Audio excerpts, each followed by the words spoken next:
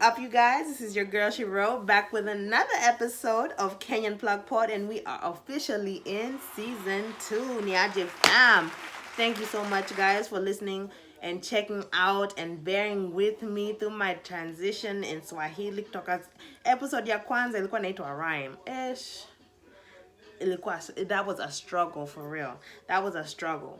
So now that I'm transitioning at a juicy to episode 29, I was still getting heat about my Swahili. Lakini ni sawa too because I'm getting better and better and saizi. And now, thank you, shout out to my fam that is helping me get my sheng together because kwanza I had to tackle Swahili and understand that and speak that properly, you know, to a degree.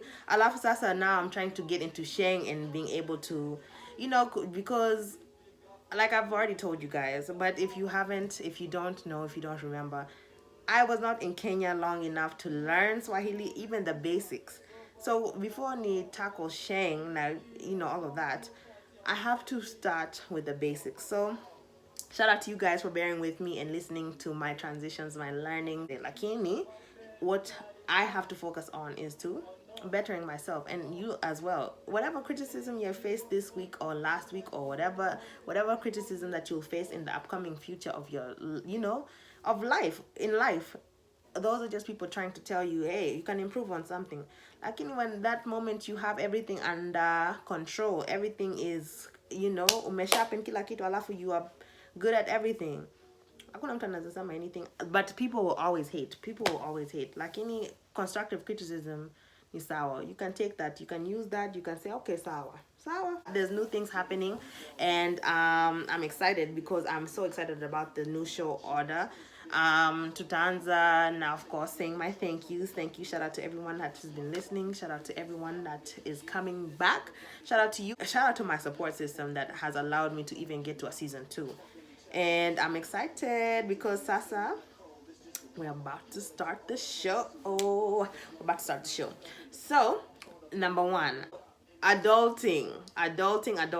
Even that's exactly how it goes.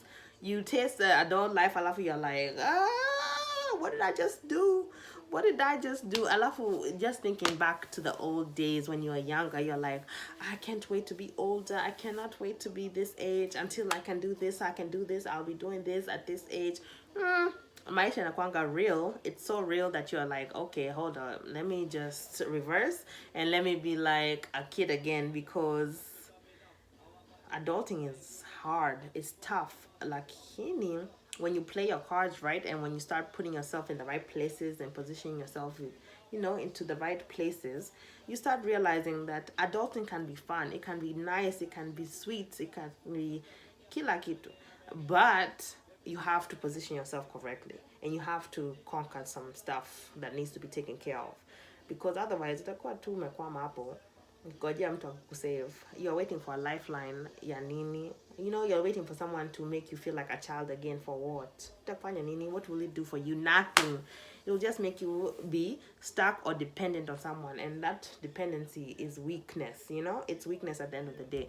So you have to be able to make yourself feel good as an adult and stop wishing for childhood and for simpler times, because simpler times it's already gone. Now we have to focus on ourselves and becoming the best versions of that, and as adults transitioning into Kenyan Excellence. Woo! Shout out to all of the Kenyans killing it. There's so many Kenyans killing it in different areas. I didn't know which one to do, because kuna huyu msee I've been seeing on Twitter. He's a guy that is traveling, picking up kids, and, you know, making sure that they're going to school. You know, people that don't have transportation or, you know, just some ways to get to school. This guy is making sure that these kids are going to school. Alafu, we have a chef from Mombasa, Chef Malia. She just broke a Guinness Book World Record. Okay, she was cooking for 75 hours.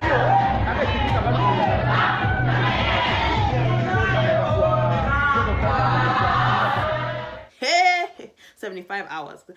First of all, what nikwambia, mimi Siezi, siezi. It could not have been me because I know for a fact that even when I start cooking chapati or nikifanya ugali or whatever, ugali ni haraka haraka, you know, you're done with it quickly. Lakini kama chapo kwanza from scratch, unaanza to make the dough, unaanza kufanya hiyo maneno yote, that's already 1 hour, 2 hours. Alafu sasa unasema ati 75 hours of cooking. Me, it would not be me, siezi. I can't. So shout out to that chef. Shout out to Chef Malia for putting Kenya on the map, especially in the Guinness Book World Records. Hey, your records, karibu. Hey, karibu itoke. Nakuponyoa. Lately nimeponyoa sana, sana. And then I've been thinking like, I worked so hard for my English accent to make it perfect. Alafu saizi, naanza kuponyoa tena. Good gracious. But yes, shout out to Chef Malia.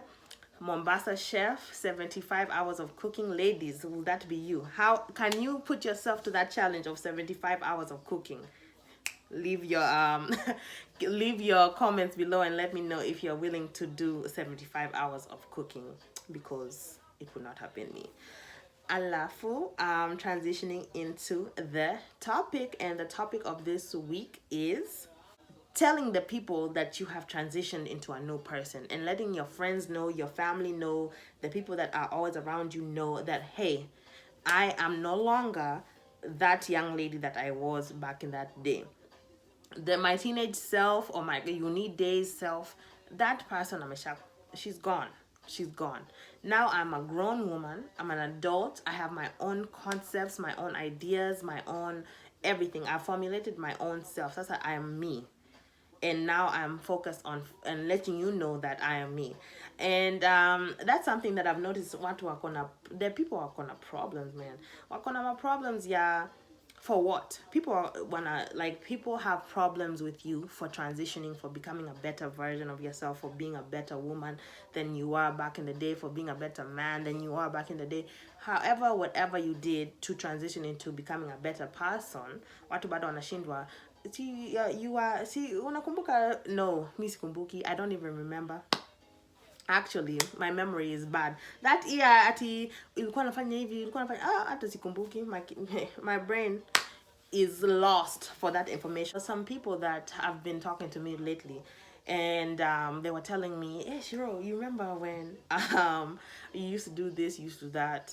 And even after this guy came to my job not too long ago, and he was telling me, you know, you always have an issue, you are always negative, you're always this, you're always that. When is the last time you spoke to me?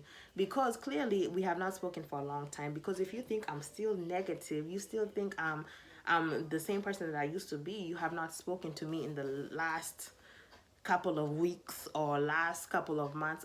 I'm not even a negative person. Like, I'm real. You know, I'm a real person. So when you come see me, I'm going to keep it real with you. I'm going to keep it real with you. And sometimes you don't want to hear all of that. But sometimes real is the only way. Because when you end up somewhere and you end up doing something and you're like taken aback by what you've done, you have to sit there and deal with that yourself. But when you tell me what you've done, I'll tell you my opinion. You came to me and you told me what happened, right? I've listened, I've heard what you have to say. And then now is my time to tell you what I think. Because you're coming to Shiro and you know that I'm going to give you my honest opinion. So, usikanza kusema ati that's negativity. That's not negativity, that's realness. It's negative to your ears because you've done something that is not good. You know, that's not you know, you should be transitioning, you should be bettering yourself. So hata vitu kama hiyo too, just simple things. People are wanting to find out if they still push that same button that you used to be react to. Let me see, react to vitu, like, that's old news. Me mesha move on, mesha evolve actually. Yeah, and that has been something that I have been noticing a lot of. And actually I have a friend, shout out to you, and you know exactly who you are once you hear this story. And just actually a lot of people that have been coming up to me over the week and been telling me, you know, kuna watu wenye, they're still trying to pull on that old me. They're still trying to get me to react like I usually would back in the day. And you know, it pisses someone off majorly. Hey, if you want to piss someone off, don't react like you used to react.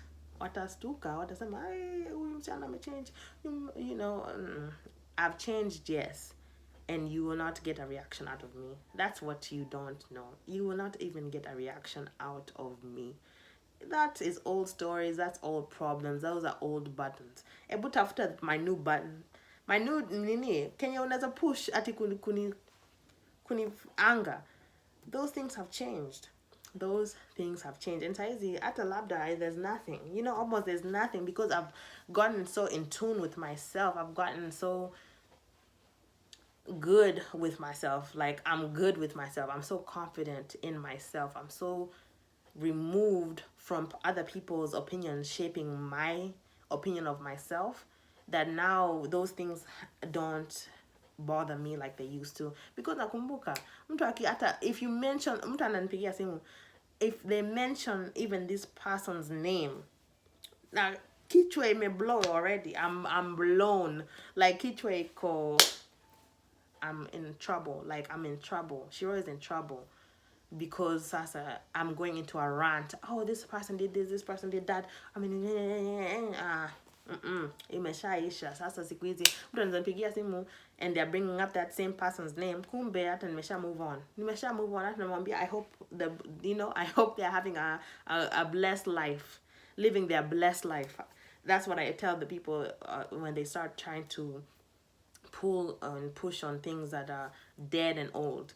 And when you're transitioning and when you're becoming yourself and when you're learning who you are for real, what of course just expect people from your past, things that you were dealing with, like old demons, old things that used to used to get you, and once they got you, they drown you in it. Like what I call those are my giants, obstacles ingine. There are people, there are obstacles in life that are just unseen things happening, but there are also people in life that are obstacles, and these obstacles of life happen to be your friends or maybe someone that you grew up with. Like inside now, you're outgrowing them, or you're outgrowing that situation, that circle of things. Unajua kama saizi last week I told you guys about uni days and vile tulikuwa na party na how we were drinking and all of those things. So we are drinking, we are partying, those are real things. But I will not, me saizi Shiro leo aezi fanya hivyo. She cannot be in that same circle, same thing, doing those same things, partying that same way I used to party, doing the same things I used to do. Siwezi fanya hivyo because I'm moved on already. I evolved. Sio ati I'm better than those things, I'm better than those days. Sio ati kujisikia hivyo, lakini kusema tu ya ukweli, like those things are not for me anymore. Like I'm not interested in going to the club kila siku. But like when my friends call and say, hey, I'm going out tonight, I'm going to party, I'm about to go to kununua pombe, I'm going to the liquor store, I'm going to go buy liquor. What do you want? What are you drinking? I don't want anything. I'm moving on. Like unless I'm out of town and I'm having a good time out of town, or if I planned myself to be having an occasion, mi sina saa kwenda ati tunaenda out kila siku in the same city. Tunafanya nini? What are we doing? We're doing nothing. We're in the same city, we're doing the same things. I'm not interested in that. I'm not interested in that life. I'm moving forward with myself, man. And if you're not catching up, basi utaachwa. You will be left to hapo. And then utaanza kusema ati Shiro amechange, amechange, she's no longer the same person, she's no longer, this and that. Basi ni sawa tu, sema kenye utasema, lakini me, I'm who I am. And I'm happy with who I have become. So hakuna mtu anaweza niambia ati, oh, you're no longer. Basi ni sawa tu. I am no longer, but I am evolving. And who I am going to be, hata wewe, you will not know her. Utashindwa how to approach this lady because she's not going to be the same one ulikuwa na approach na hiyo ujinga kila saa. I've changed manze. I've changed. So yeah, that's just what has been something that I've been noticing. And then I had like I had a friend, and this is the part. I had a friend come in and was telling me about a long relationship, almost 15 plus relationship. And these people have been friends for 15 years, and then all of a sudden now that they're having a little rough patch in their situations, mtu anataka kusema ati, oh, you never liked me, or you are jealous of me, or you felt like this about me, or you felt like this about me. How could I have felt anything about you when right now, when you look at the stats, ukiangalia statistics, utaona mi niko hapa na wewe uko hapa. We are two different places. Lakini you don't want to say that to someone that you love, someone you care for. You don't want to say, I'm here and you're here. You want to just say, you know what, me, I don't have any problem with you, lakini saizi I see that you're not on my level, so siezi, I cannot bring myself down back to you. And this goes back to the first visual episode, when I'm saying you're climbing, you have to allow yourself to leave people behind. But what it is some people, they cut themselves off for you. You don't even have to cut them off. You don't have to do anything. Some people, they just do the job for themselves. You're sabotaging yourself. Because sasa unajaribu kusema ati, I was jealous of you, or you were never real, or you were this, or you were that. Basi ni sawa. Because for how long have you been sitting on this feeling? How long have you been saying, oh, Shiran, I got jealous. She's jealous of me. But the whole time I'm not. Actually, I'm just working on becoming a better version of me. Because that's what anakuona, they're seeing you as competition now. Because there's some people that you hang around and they think that you're their sidekick, or you're the person that's beneath them. Lakini ati you're hanging out with them, so you're leveled up because of their company. Because their company makes you at a different status. Labda it was true. There's some people that I hung out with that were richer than me, that maybe at a point, maybe even when my self-esteem was low, maybe I thought they looked better than me. Maybe I thought they dressed better than me. Maybe I thought they would have a better future than me. There's been times like that, when you start feeling down on yourself, or when you don't know yourself, there's times where you start thinking, okay, this person is better than me. Okay, this person is, whatever. Alafu, when you start, ukipata ka confidence, mabeka is called nyuma, like you're feeling good. When you feel yourself getting confident, when you start feeling better about yourself, alafu, that person that you were with, that was the better one, according to you, in your low self-esteem, hasa na kuangalia, and they're like, this girl, amejianza hasa, she's feeling herself. What happened here? How come she's feeling herself? Instead of just feeling yourself, that's how you're doing better. You're making money. You're looking better. You're dressing better. Because that's a confidence you. You're feeling yourself. Your confidence is high.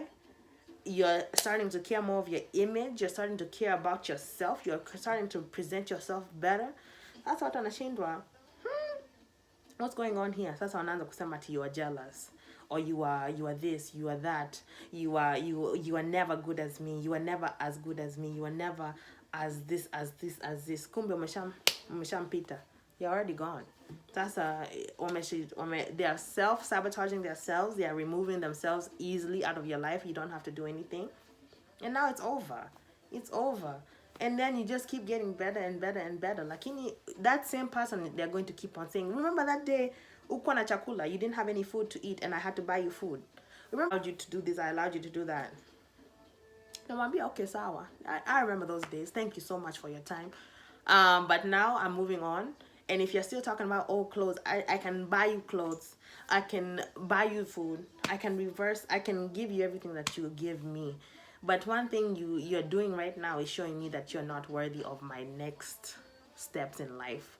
So nitakuacha tu hapo, and with your old news, kujaribu kusema, because these are the same people wataanza ku message watu, unaona huyu msichana alikuwa na nguo yangu, akienda club ilikuwa viatu yangu. Yeah, that's all news. Saizi navaa nguo yangu, navaa my own shoes. I'm doing my own thing now.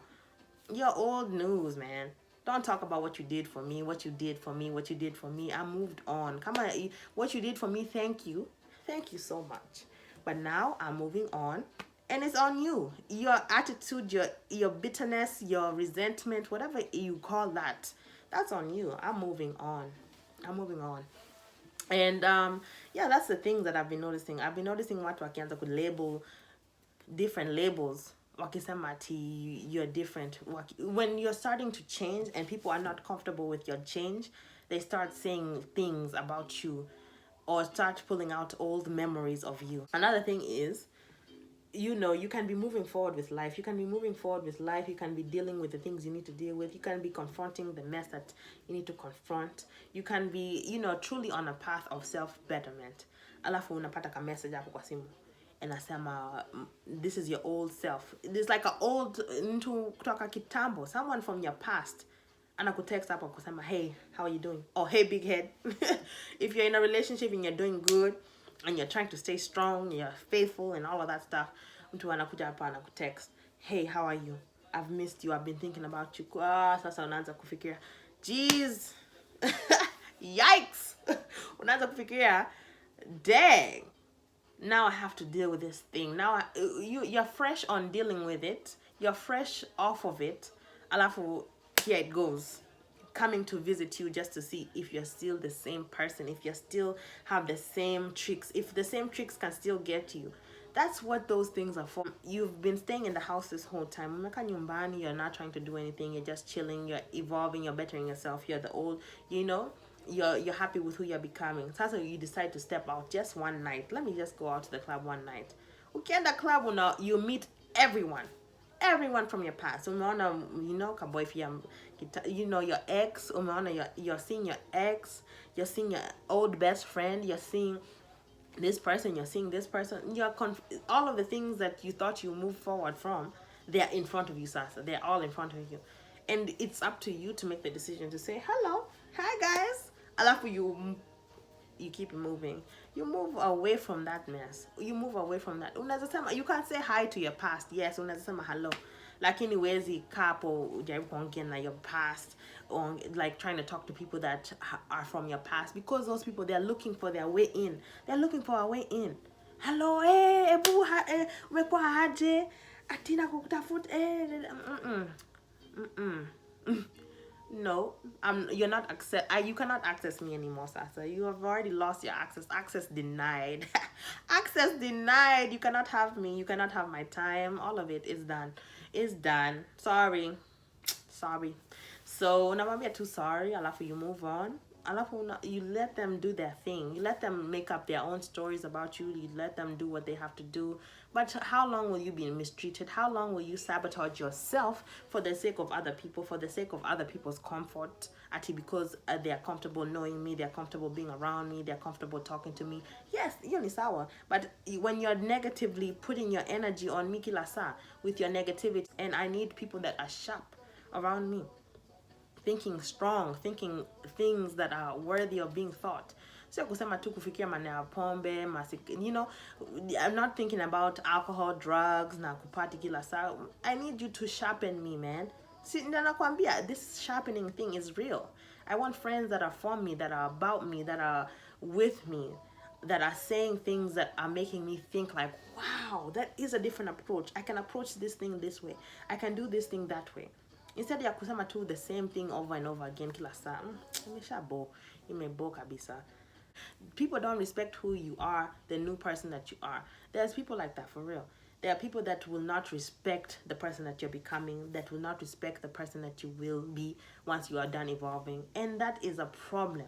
And this is the people that you love, people that you care for, and they still don't respect who you're becoming, because wanaanza kufikiria that wanaanza to feel threatened by you. They start to feel threatened by you, and they lose their heads because you're becoming a better person, and they are still waiting, and they're still actually betting on you to be the same person they used to know. Mse ananiambia ati, you should have told me when your self-worth went up. You should have let me know when your self-worth got a little higher. Man, I'm telling you, kuna watu wanajaribu people will try you with their little stupidity, and your reaction is it. That is the thing. Kama your reaction is under control, basi utakuwa sawa. Lakini that reaction is really the thing. The thing that I've noticed is the time, the seconds, the time between the stupidity coming out of someone's mouth, it hitting your ears, and you reacting. That time is the time where you have to learn how to control that thing. You have to wonder, why were you around me even? Why were you even around me? You are just betting on me being low self-esteem, low self-worth for my whole life, so that you can seem to be my warrior, my savior, my sijui who. Kumbe, I don't need you, and you're having a problem with that. You're feeling threatened. Unaanza kufikia, you start shaking inside because unaanza kufikia, this person that I was in control of, this person that I could manipulate, they're starting to realize themselves. They're starting to realize their worth. I have to do something. I have to say something crazy to them to remind them that they're still my little puppets. Alafu mtu mwenye, your puppet, they have their own brain, they have their own thoughts. You start to feel threatened, obviously. Alafu, that's when you start talking crazy. And I'll let you talk crazy by yourself because now I have moved on. Sadly for you, I have moved on and I'm no longer on that bad vibe, negative-ish. I have moved on. I'm on my good vibe stuff. Catch up or get left behind. Okay. So that has been the topic. Hope you guys have enjoyed. I am moving right on to Noma Ni. Noma is problem. Noma of the week has been definitely MCSK, Music Copyright Society of Kenya. These people, they are doing Kenyan artists dirty. Kusema ati Calligraph Jones, msemo nyantakio kwa hapa, juu kabisa, is getting at 2,500 in royalties. Hiyo ni ujinga kabisa. I have never heard anything. It's not growing because an artist like Calligraph Jones, who pays hundreds of thousands of shillings for music videos and studio time, has to do what? Get 4K as the result of his investment in the music industry. How now? You put 200 Gs in a song, you get 4K back out of royalty. How now? You guys are killing the music industry and nobody's talking about it. Maybe government is protecting. Juzi nasikia mahoteli wanasema hawatacheza ngoma za Kenya because ngoma za Kenya ndio zinawaleta hizi mashida za collection. How are you helping the music industry when our own hotels, our own clubs now don't want to play our own music? How are you helping the music industry? Think about it. I was talking to Seven Sun, Yoga Seven Sun. Shout out to you. And he's very well versed in the copyright law and everything like that. Actually, he has a label alongside his mates and his artist mates and just other people that are also under the same kind of headspace, where they're deciding, as an artist, I cannot get what I need to get accomplished. So I'll start my own label. I will go about it my own way because ukijaribu kutafuta my labels to support you, they're not for you. And actually, the MCSK wanafanya, they're making things so hard for you to even get things done that is a problem. And so I was talking to him and he was just talking to me about, this is why people go out and get international deals and try to do international things because this life of trying to get, you're making your video qualities are this high, you wanna spend this much money for your videos, alafu unapata siju 2,500 in royalties. Hiyo ina make sense aje. Sasa that's Calligraph Jones. Imagine the independent artists. Imagine the people that are just trying to get started. What kind of money are you getting back for your songs? And this music is so original. It's original music. It's not copied from anyone else. It's not, even everything about Kenyan music is original. Original beats, original sounds, original everything, original productions. And these are artists. Kenya is trying to stifle artistry. And it's not happening. The youth are not allowing it. Let me just tell you, the youth are not allowing it. And shout out to the movement and the content and the creators and the artists that are keeping on and fighting despite the lack of money, despite the lack of recognition, despite the support system from the society as a whole. Like the music industry as a whole in Kenya is so corrupt and so nasty and so crazy that you can't even successfully get anything done.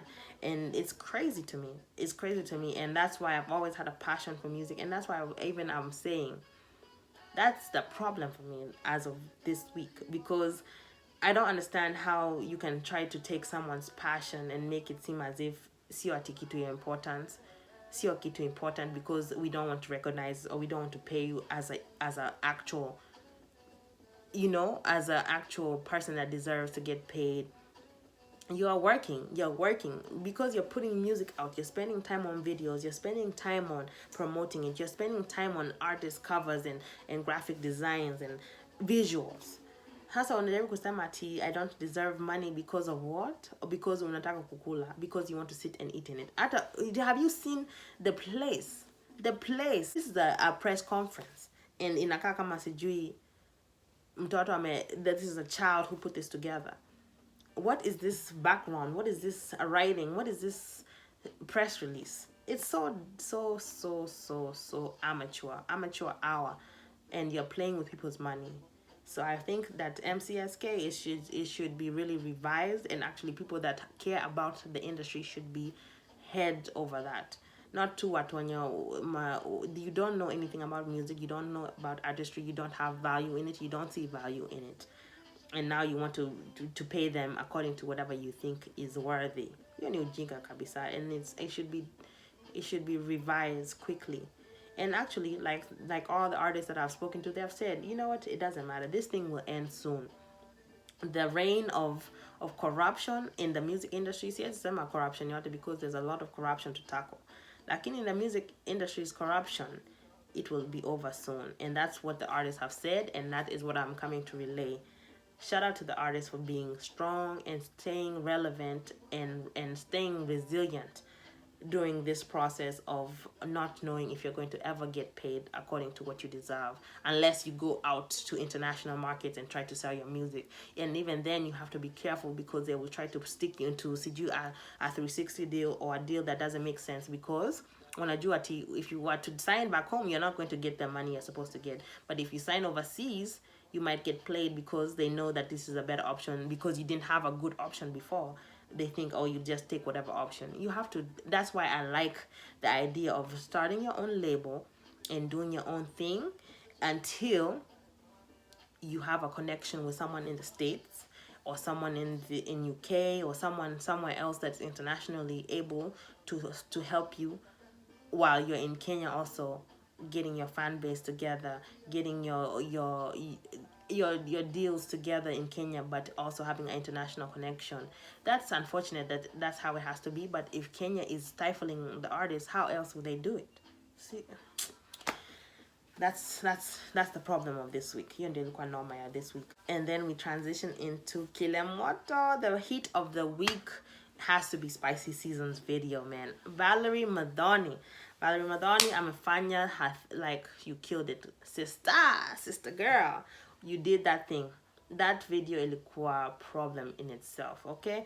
Lakini ni problem zuri. That was hot. Heat, fire. I like everything about it. The video was hot. I like the showcasing of Kenya, the showcase. Unajua kutoka Brown Sugar amefanya a lot of work that has been showing Kenya and its beauty and its people and its carefreeness, and I loved it. Spicy Season video, that was heat, and I can't wait to see what else artists are cooking up. I'm so excited for the artistry in Kenya, and I'm so excited for the content that's coming out. It does not stop. The heat is not mtu haja turn stove off bado. Nobody has turned the stove off yet. Stove bado iko fully hot, and Kenya is burning up the scene. What a time to be African, for sure, especially Kenyan.